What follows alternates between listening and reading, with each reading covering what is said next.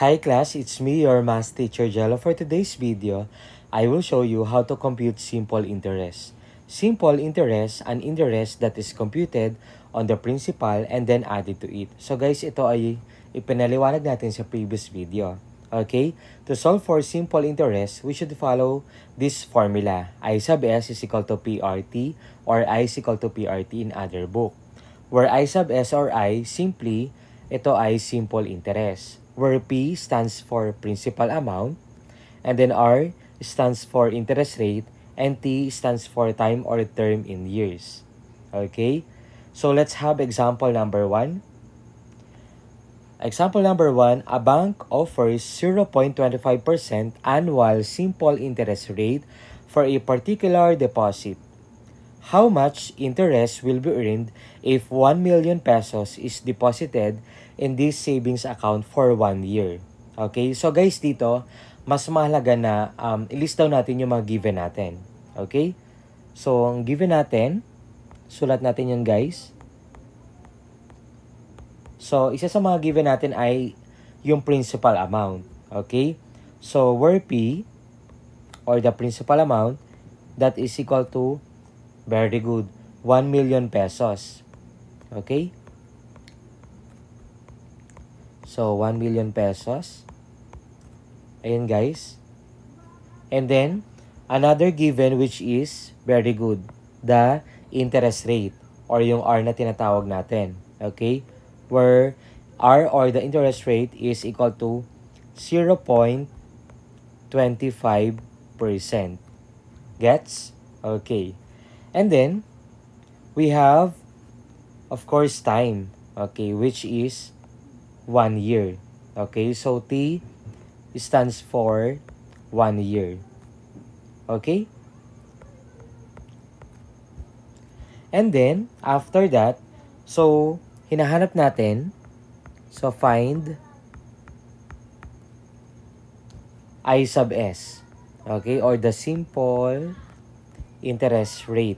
Okay. So, using our formula class, the formula is given by, we can use I sub S or I. Same lang yung sila class. Wag kayo malilito. Is equal to PRT.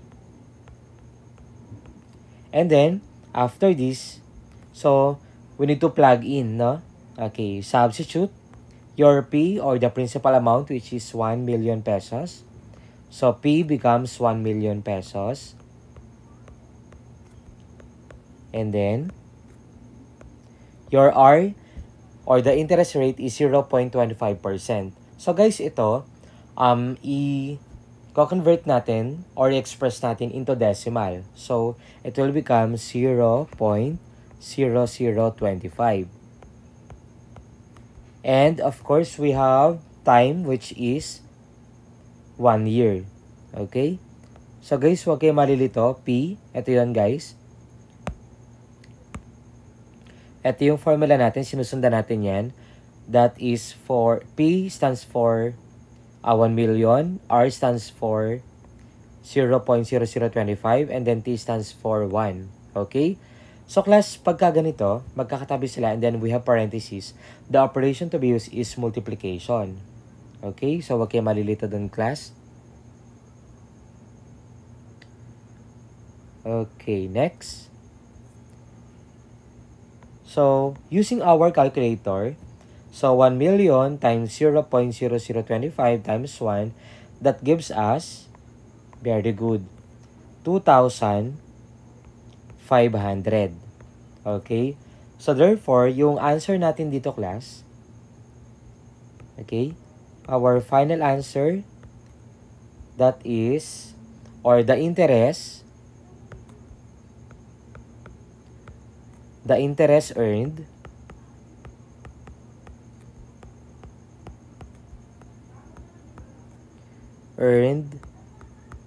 is 2,500 pesos. So guys, wag kayong malilito at wag kakalimutan na maglagay ng peso sign or peso symbol kasi we are talking about money. Okay? So, Ganun lang kasimple. Gets? Okay. Next, example number 2. How much interest is charged when 50,000 pesos is borrowed for 9 months at an annual interest rate of 10%? So guys, ulitin ulit natin. How much interest is charged when 50,000 pesos is borrowed for 9 months at an annual interest rate of 10%? Okay? So guys, katulad kanina, sulat natin yung mga given natin. Okay? So, isa sa mga given natin ay, of course, the principal amount. Okay? Which is 50,000 pesos. Okay? So, 50,000 pesos. And then, another given, which is, okay, very good.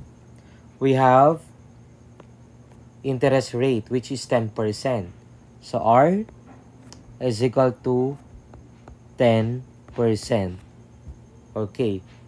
And then, we have, of course, the time, no? Okay. Which is, okay, take note of that, class. 9 months. So, in this case, hindi natin pwedeng isulat na 9 lang. Kasi 9, it pertains to 9 years. So, magkakamali kayo doon. Kaya, dito magko-convert tayo. So, when the term is expressed in months, it should be converted in years. So, we simply use this formula. Okay? So, we have T equals M over 12. So, guys, ito, gagamitin natin kapag given, isa sa mga given yung months lang. Okay? So, wag kakalimutan yan. Kasi magkakamali tayo kapag sinulat natin sa time or T ay 9. So, which means 9 years yon. So, iba ang conversion ng 9 over 12 sa 9. Okay? So, as simple as that. So, our time is, of course, M over 12. That is equal to 9 over 12. Okay? Tatandaan niyo yan. So, 9 over 12 year. Okay, next. So, using our formula, so we have I is equal to PRT, or the principal times rate times time. Okay. And then, we simply substitute or plug in natin what's the value of those variables. So, P, that is 50,000 pesos. And then, multiply natin kay R, which is the interest rate. That is 10%. So, how do we convert 10% in decimal? So, that is equal to 0.1 or 0.10. So, guys, dito, huwag kayo malilito. Okay? Kapag ang naisulat nyo 0.01, that is 1%. Okay? So, be mindful about it. And then, we have time, which is T. So, that is 9 over 12. Or, pwede na nating i-divide yan. So, 50,000 pesos. Copy ko muna yung class. And then, times 0.10. And then, 9 over 12. So, kapag kinonvert natin yan into decimal, that is equal to 0.75. Okay? So, almost 1 year lang yan, class. Okay? So, ito yung sinasabi ko kanina. And then, using our calculator, so mag-calculator tayo dito. So, 50,000 pesos times 0.10 times 0.75. Okay, very good. So, the answer is 3,750. Okay? So, the answer, so yung answer natin ay the simple interest charge or the simple interest charge